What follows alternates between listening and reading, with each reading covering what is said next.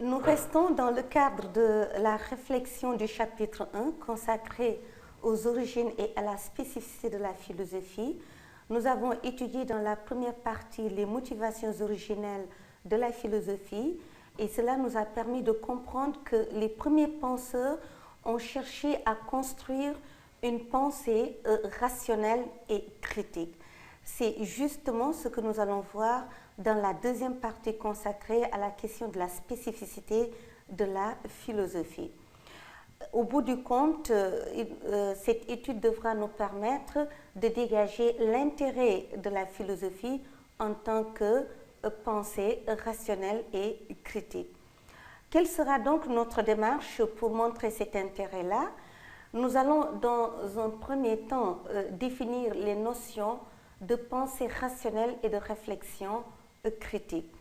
À partir de la définition notionnelle maintenant, on peut illustrer cette pensée rationnelle et critique à travers les exemples même qui nous sont fournis par l'histoire de la philosophie.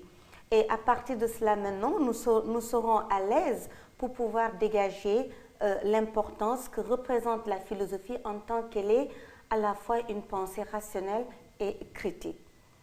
Nous allons donc commencer par présenter la pensée rationnelle. Pour la présenter, il nous faudrait d'abord la définir. Qu'est-ce qu'une pensée rationnelle?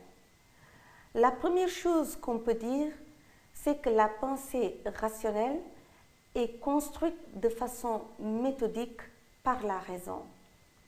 Deuxième élément, puisqu'elle est construite par la raison, il est nécessaire également qu'elle se conforme aux principes même de la raison, c'est-à-dire les principes de rigueur et de cohérence qui caractérisent la raison en tant que faculté humaine. Troisième élément, une pensée sera dite rationnelle lorsqu'elle se soucie de démontrer ce qu'elle avance.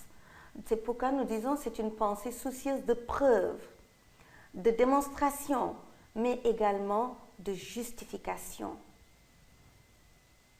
Et la pensée également, puisqu'elle est rationnelle, elle doit pouvoir s'adresser à n'importe quelle raison, puisque la raison est un instrument universel, nous dit Descartes. C'est d'ailleurs de ce point de vue qu'elle définit l'être humain. Donc chaque être, parce que précisément il est doué de raison, il devrait être en mesure de comprendre ce que cette pensée dite rationnelle affirme.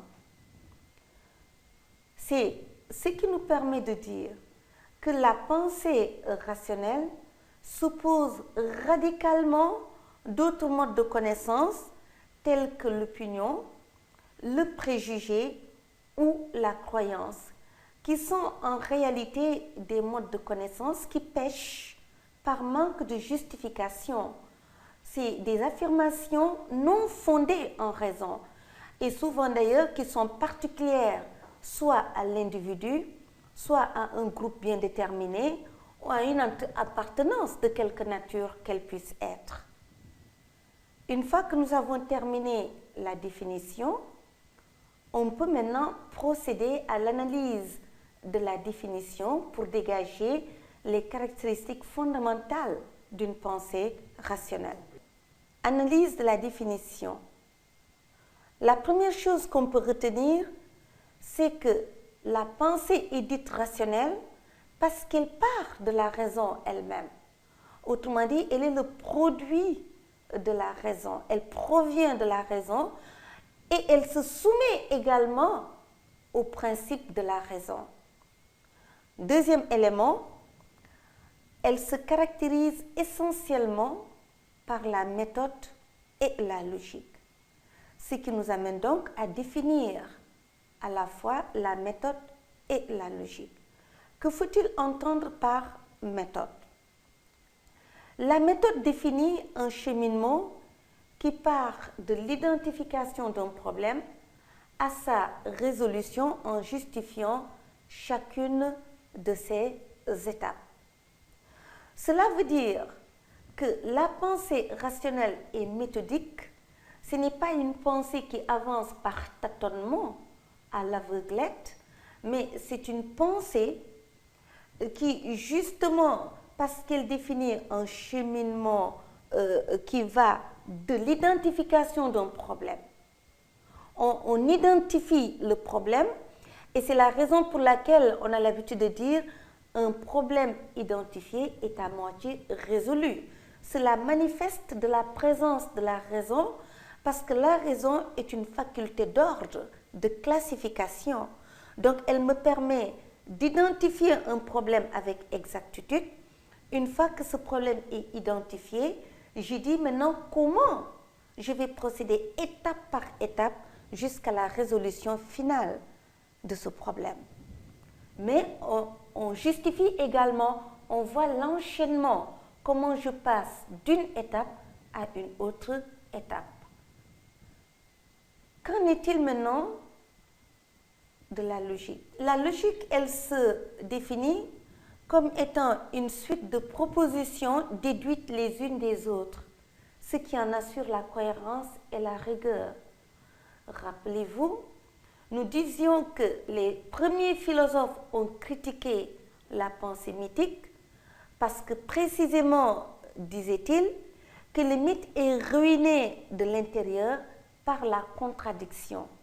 C'est ce qui a amené d'ailleurs certains à voir dans la pensée mythique une certaine irrationalité, pour dire tout simplement qu'elle ne procédait pas de cette manière qui consiste à enchaîner les propositions de telle sorte que justement qu'il y ait une rigueur, une cohérence interne. C'est cela qu'on ne voyait pas dans la pensée mythique. Donc quand on est dans la pensée rationnelle, il faut que cette cohérence soit là, qu'elle soit de rigueur. Autrement, la pensée sera versée dans l'irrationalité. Donc, la pensée est dite rationnelle lorsqu'elle procède par démonstration. L'esprit géomètre, c'est l'esprit de la pensée rationnelle et c'est précisément ce qui permet d'avoir une juste compréhension des choses. C'est la raison pour laquelle, pour ce faire, il faudrait que la pensée procède par conceptualisation. Il faut conceptualiser pour avoir une juste compréhension des choses. Pour pouvoir identifier correctement un problème, il faudrait d'abord conceptualiser les termes par lesquels on enveloppe un problème. Et c'est ce qui permet donc, comme le dit Alain, de pouvoir évaluer les choses correctement. Une autre chose également importante à retenir, nous l'avons dit, elle doit se conformer au principe de rigueur et de cohérence, puisqu'elle s'adresse à la raison. Il faudrait nécessairement qu'on parvienne à convaincre. Puisqu'on s'adresse à la raison, il s'agit donc de convaincre. Et c'est la raison pour laquelle la pensée également se prépare pour l'argumentation. Donc, il ne s'agit pas de dire tout simplement c'est une pensée soucieuse de justification, de démonstration, mais il faut aussi comprendre pourquoi il en est ainsi. Donc, c'est tout à fait le contraire de l'opinion qui ne pense pas, qui émet des affirmations sans se soucier ni de la preuve ni de la justification. Pour le comprendre, on peut trouver de belles illustrations dans l'histoire de la philosophie elle-même.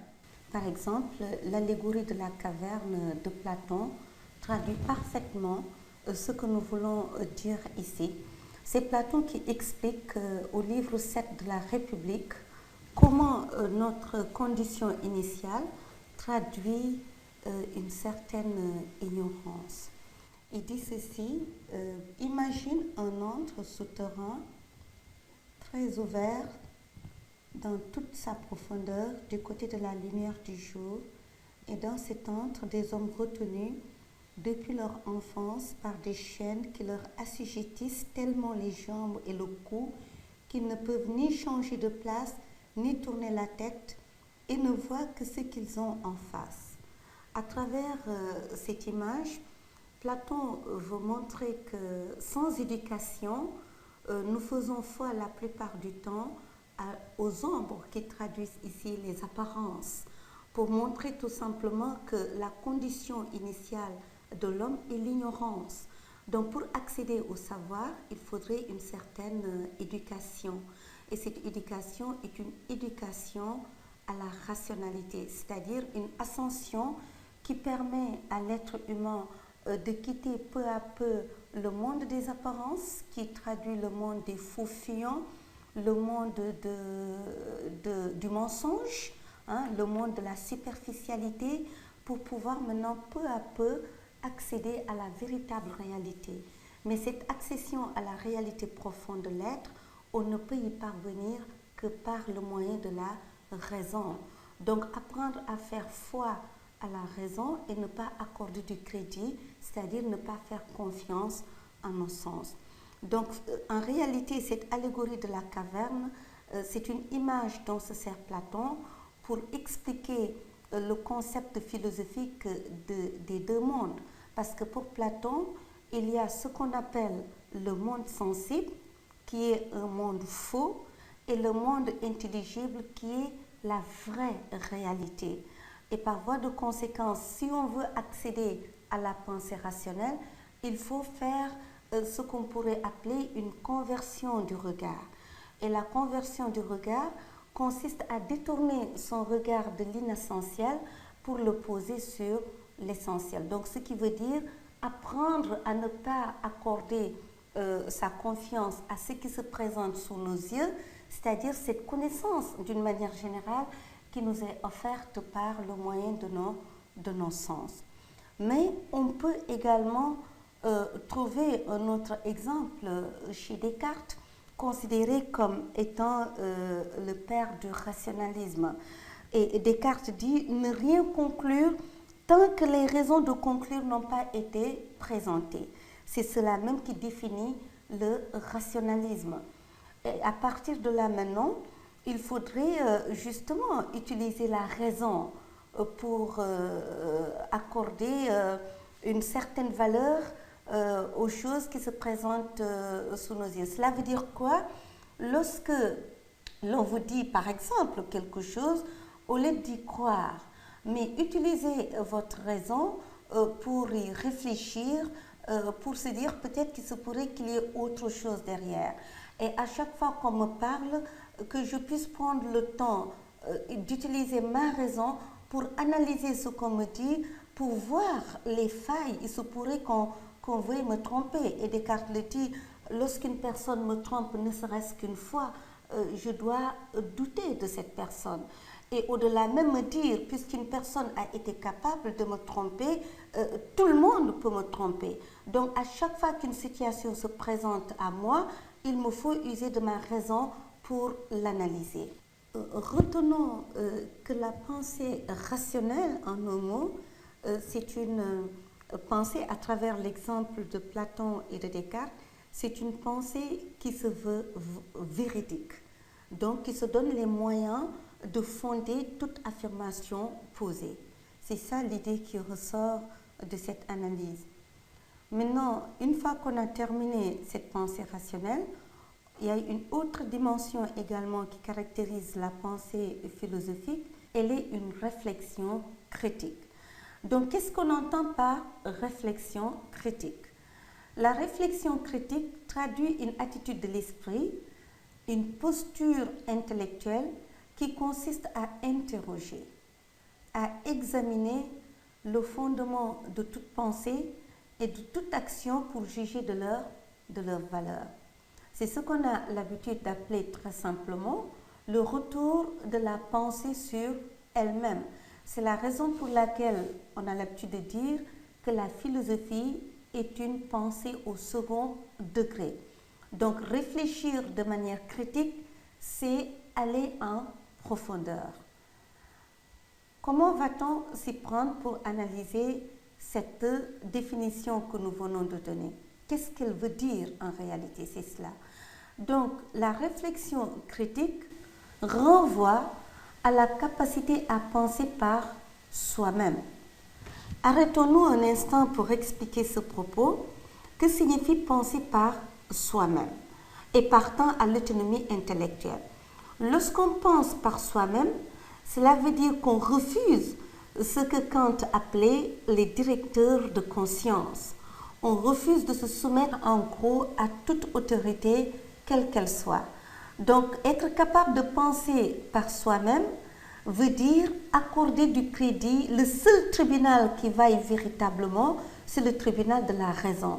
Mais attention, cela ne veut pas dire qu'il faille rejeter la foi. Ça, c'est une précision de taille. C'est-à-dire que même lorsque on a foi, on se donne des raisons d'avoir foi. Donc, c'est cela que nous voulons dire. C'est nous-mêmes qui devenons l'auteur de nos propres pensées. Voilà pourquoi nous avons dit autonomie. La pensée réflexive, la réflexion critique, traduit également une certaine attitude intellectuelle. C'est pourquoi nous avons dit qu'elle nécessite le sens de l'étonnement. Il faut savoir s'étonner. Mais attention, l'étonnement dont il est question ici, ce n'est pas l'étonnement du sens commun. Le sens commun ne s'étonne que devant un phénomène surnaturel et dont il est clair qu'on ne comprend pas la raison. C'est d'ailleurs la raison pour laquelle cet étonnement conduit à la stupéfaction. L'étonnement dont il est question ici en philosophie, il traduit une certaine admiration et une incompréhension. Et c'est ce qui fait que lorsqu'on s'étonne en philosophie, on a envie de chercher. C'est pourquoi l'étonnement philosophique conduit à l'interrogation. Et c'est un étonnement qui se produit devant n'importe quelle chose, les choses les plus familières. Donc on n'attend pas qu'il y ait un phénomène extraordinaire pour s'étonner. On s'étonne, par exemple, comme l'ont fait d'ailleurs les premiers penseurs, du simple fait qu'il y ait le soleil. Comment se fait-il que les astres soient là tous les jours? Donc les objets les plus familiers. Pourquoi on s'étonne? Et c'est d'ailleurs, si l'on peut se permettre une certaine extrapolation, c'est pourquoi souvent le philosophe est considéré comme un marginal. Parce que là où personne ne s'interroge, lui, il trouve des raisons de s'interroger. Parce que les choses qui nous sont familières, nous avons tendance à croire que nous les connaissons parce que justement, nous sommes habitués à elles. Le philosophe dit non, le fait que la chose nous soit familière ne veut pas dire qu'on la connaît. Donc, on regarde les choses sous un aspect nouveau. On regarde les choses autrement et c'est cela que traduit cette attitude intellectuelle qu'on appelle l'étonnement, qui conduit donc à l'interrogation, qui conduit au questionnement, qu'on veuille l'appeler même le doute ou encore le soupçon. L'essentiel, tout simplement, est que cela suscite en nous une certaine interrogation, l'envie de connaître, l'envie d'aller plus à fond. Pour traduire cette idée de réflexion critique, on pourrait trouver un exemple chez Platon avec la maïeutique qui était mise en œuvre par Socrate. La maïeutique comprise comme dans le Théâtète, c'est Socrate même qui le définit comme étant l'art d'accoucher les esprits, aider les esprits qui pensaient ne rien avoir comme connaissance, les aider peu à peu à travers ce jeu de questions-réponses, leur faire comprendre qu'en réalité, ils savaient, mais c'est un savoir oublié. Donc le sens de ce questionnement, c'est d'amener peu à peu les gens vers la connaissance. Cette maïeutique également, elle peut consister à poser des questions pour amener l'individu à se rendre compte également que ce qu'il pensait savoir, il ne le connaît pas. Et une belle illustration nous est offerte, nous est donnée dans le Ménon à travers ce sophiste même qu'on appelle Ménon, qui a discouru, et il le dit lui-même fort bien à ce qu'il le semble, 1000 fois sur la vertu, mais voilà qu'au contact des questions de Socrate, il ne peut même plus répondre. Il disait qu'il était embarrassé, engourdi de corps et d'esprit. Il faudrait bien que Socrate soit un sorcier pour parvenir à le tétaniser de la sorte, à le paralyser de la sorte. Donc pour dire que la réflexion critique, elle peut mettre vraiment l'individu dans un état de trouble profond, mais c'est le but recherché, mettre l'individu en état de crise pour qu'il se rende compte que la véritable connaissance ne peut naître que d'une prise de conscience de son ignorance. Et c'est là maintenant que maintenant, après 3 tentatives de définition de la vertu qui se sont soldées par un échec, se rend compte qu'il ne sait pas. Et c'est là que Socrate l'invite pour lui dire « cherchons à nouveau ». Et donc maintenant, le travail de réflexion peut véritablement commencer. Parce que comme le dit si bien Socrate, si l'on sait et qu'on ne sait pas qu'on sait, on ne sait pas. Si l'on ignore, la pire des ignorances d'ailleurs c'est celle-là, c'est ignorer, mais ignorer sa propre ignorance. Donc pour être sur la voie de la connaissance, la première condition est la prise de conscience de son état. Et c'est là maintenant que naît le désir de savoir. Et grâce à la réflexion critique, on peut y arriver par une méthode qui est traduite ici par Socrate, à savoir la maïté. On peut avoir également une autre illustration chez Descartes avec le doute. Et le doute est d'une importance capitale parce que Descartes le montre, le doute est une méthode. Et quand on parle de doute philosophique, il est important de le distinguer du doute sceptique. Parce que le doute sceptique considère que l'esprit humain est incapable d'accéder à la vérité. En revanche, tel n'est pas le cas pour ce qui est du doute philosophique. C'est une méthode pour accéder à la vérité. Donc c'est différent. De l'autre côté, on dit on ne peut pas accéder à la vérité. Ici, au contraire, on doute pour pouvoir accéder à la vérité. La question est de savoir pourquoi est-ce qu'on doute. Descartes l'explique clairement dans le discours de la méthode. Il dit pour ceux que nous avons été enfants. Donc, parce que nous avons été enfants, nous avons eu des précepteurs. Donc, il est clair que ces précepteurs peuvent nous inculquer des connaissances qui ne sont pas forcément vraies. Et d'ailleurs, la plupart du temps, qui ne reposent sur aucun fondement rationnel.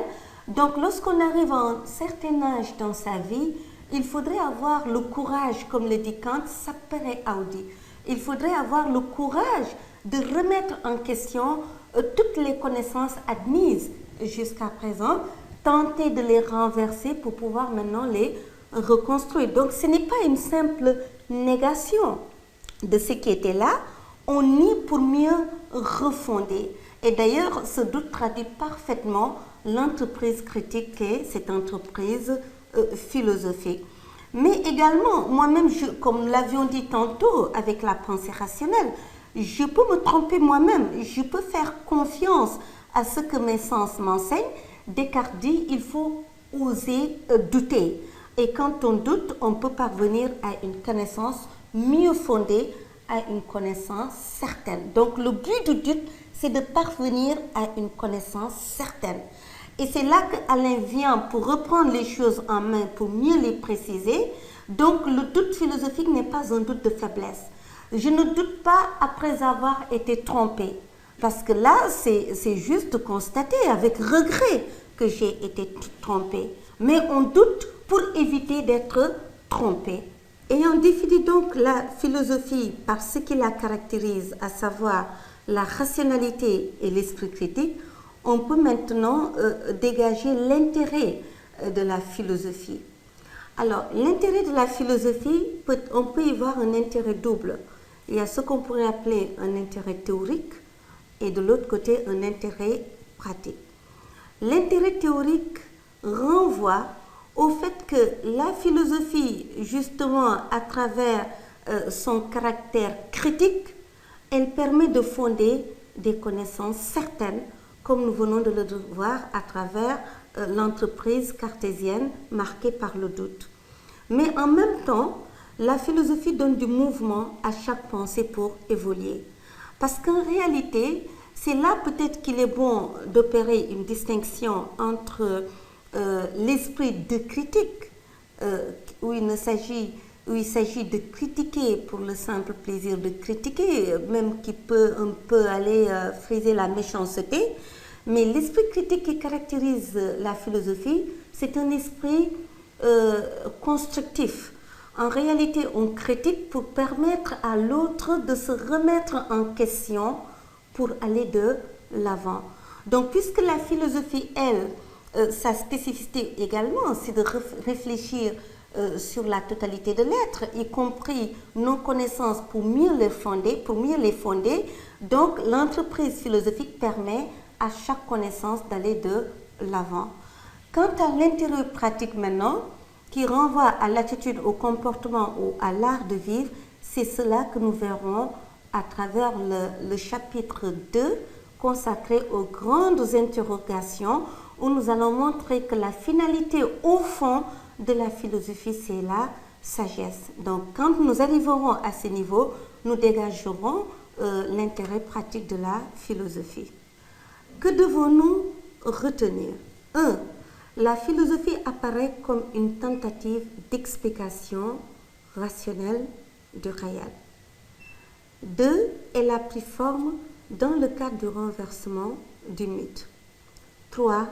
La philosophie est inextricablement liée avec la réflexion.